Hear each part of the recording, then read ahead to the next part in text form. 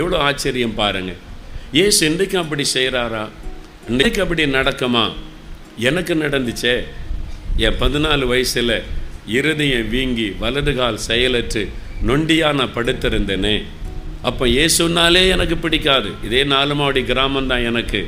ரொம்ப வைராக்கியமான ஆள். நான் இயேசுவை பற்றி சொன்னால் அவ்வளோதான், அவங்கள விரட்டிடுவேன். நான் அப்படி தான் நான் இருந்தேன்.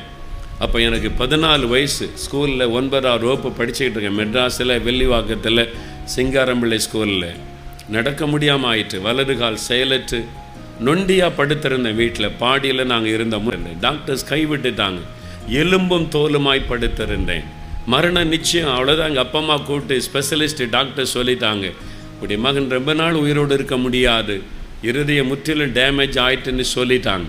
அப்போ மரணம் நிச்சயம்ன்ற நிலைமையில் எங்கள் வீட்டுக்குள்ளே ஒரு மரணப்பட்ட மாதங்கள் அந்த வேதனை.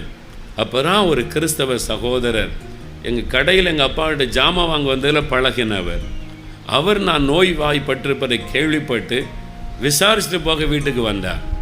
எங்கள் அம்மா அவரை பார்த்து அழுதாங்க கண்ணீரோடு. என் மகனை எல்லாரும் கைவிட்டுட்டாங்க, என் மகன் செத்துருவான்னு டாக்டர் சொல்கிறாங்க, நீ ஜெபம் பண்ணுவியா, என் மகனுக்காக ஜெபிப்பியான்னு சொன்னாங்க. அவர் உடனே பாருங்கள், லூகாஸ் டிவிஎஸ் கம்பெனியில் வேலை செய்து கொண்டிருந்தவர்.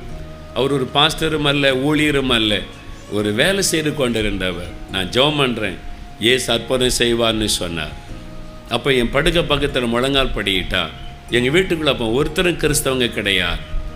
எல்லாம் பயபக்தியாக நிற்கிறாங்க, இயேசு சுகமாக்கிறட்டும் அப்படின்னு சொல்லி. அவர் கரமுயர்த்தி ஜெபித்தார். ஜெபிக்கும்போது எங்கள் வீட்டுக்குள்ளே இயேசு வந்தார். அன்பானவர்கள், எப்படின்னா நான் அதை உணர்ந்தேன். நான் இயேசுவை நம்பாத ஆள், கண்ணை திறந்து வேடிக்கை தான் பார்த்து கொண்டு இருந்தேன். நான் இயேசுவை நோக்கி ஜெபமே பண்ணல. எங்கள் அம்மா தான் எனக்காக கண்ணீரோடு ஜெபிச்சாங்க. ஆனால் அந்த ரூமுக்குள்ளே யாரோ வர்றது என்னால் உணர முடிந்தது. உணர்ந்தேன், யாரோ இந்த ரூமில் வர்றாங்க, என் படுக்க பக்கத்தில் வர்றாங்கன்னு நான் உணர்ந்தேன். அப்போ என் கண்ணில் இந்த கண்ணீராவடி ஆரம்பித்தோம். பயம், தெய்வீக பயம், ஏதோ இங்கே நடக்குதுன்னு சொல்லி. அவர் சொல்கிறார், இயேசுவே தொடும் அப்படின்னு ஜெபிக்கும்போது ஒரு கரம் என்னை தொட்டார். இந்த தோள் பகுதியில், வலது தோள் பகுதியில் ஒரு கை தொடுவதை நான் உணர்ந்தேன். அப்போ ஒரு வல்லமை அப்படியே என் கால் வழியாக இப்படியே பாய்ந்து போகுது. அந்த வல்லமை நான் உணர்ந்தேன். உடனே நான் படுக்கையில் எழுந்து அமர்ந்துட்டேன். அடுத்த நிமிஷம் என் கால் சரியாக எழுந்து உட்கார்ந்தேன். ஜெபம் முடிச்சுட்டு அவங்க கண்ணை திறந்து பார்க்குறாங்க. நான் எழும்பி உட்கார்ந்துட்டு நான் எலும்பும் தோலுமாக இருந்தேன். பல மாதங்கள் அந்த நோய் படுக்க.